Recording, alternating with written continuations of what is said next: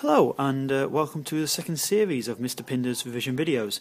This time we're going to be focusing on radiation and half-life. This was requested by Voiceofsmiles, so this one's for you. Let's get cracking. So in my opinion, when you're revising half-life, there are three main areas that you really need to pick on. The first is the definition of half-life. The second is how to find half-life on a graph. The graph is usually either time versus count rate or time versus number of radioactive nuclei. And the third part is using half-life to find the age of a radioactive material. This is what's also known as carbon dating, when the radioactive material is the carbon isotope carbon-14. So let's make a start. Half-life's definition. Well, there are two possible definitions. They mean broadly the same thing, but it's useful to be able to word either one. The first possible definition is that it's the time taken for half the radioactive material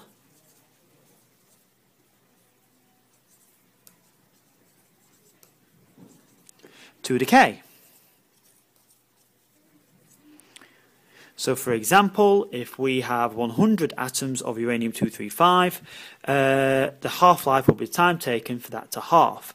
Now, it isn't just one value. It is a single value, but remember that this is an exponential. So, it isn't going to be a case of half is as soon as the time taken, we've got half, and then when we double the time, we've got none left. It actually just halves each time. So we're going from, for example, if we did start at 100 atoms, the half-life will be time taken to get to 50, then to 25, then to 12.5, etc., etc., etc., etc. This is a constant value, which means that the rate of decay decreases over time in an exponential.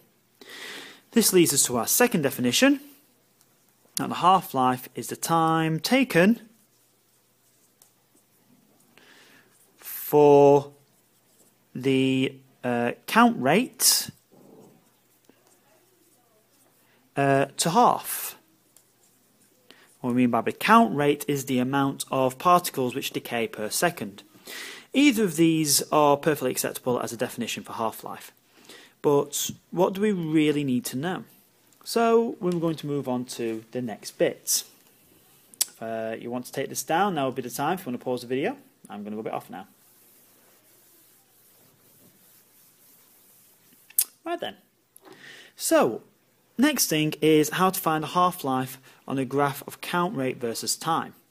Or it could be number of nuclei versus time. That's also perfectly fine. So really, we need to have some results. So what I'd like you to do is this. I'm going to write down some results. When I finish writing down the results, I would like you to use that in your own graph. So that will be implemented now.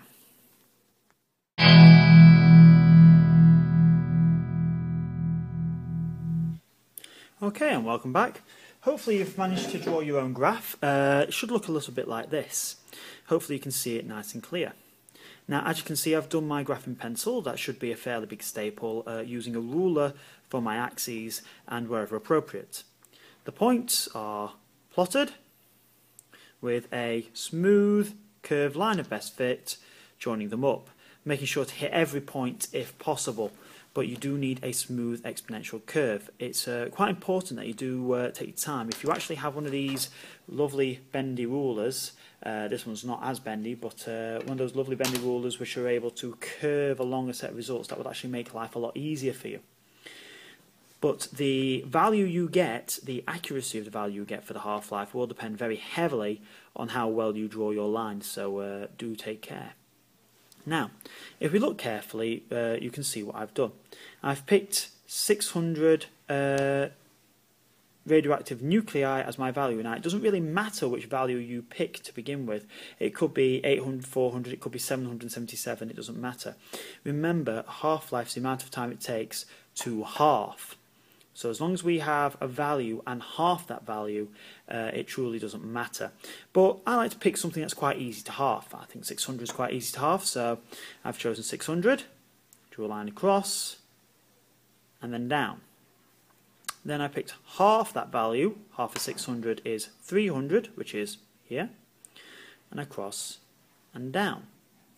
Now this is the radioactive nuclei, the number of radioactive nuclei halving, and here is the time taken for that halving to occur. Now, according to my scale, I got about 0.6 days.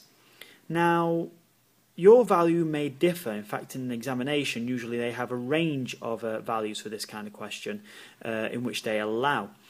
Now, the range of values compared to the ideal value, as it were, can alter quite significantly. I've decided on a 25% error based on how I drew my line, the graph paper, etc. So I would say in my particular case, in this particular case, if you've got between 0.45 and 0.75, then your graph is adequate and you've done this correctly. If you've got a different value, you will need to try again, draw your graph again and see if you can improve upon it. So hopefully you found this useful. Next video we are going to concentrate on using a value for half-life to find the age of a sample containing radioactive nuclei, also known as carbon dating. Again, please leave comments or requests in the comments box and subscribe. Obviously I'll be bringing out these videos quite regularly, hopefully throughout the revision period.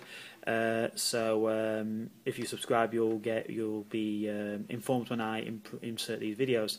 Thank you very much and best of luck.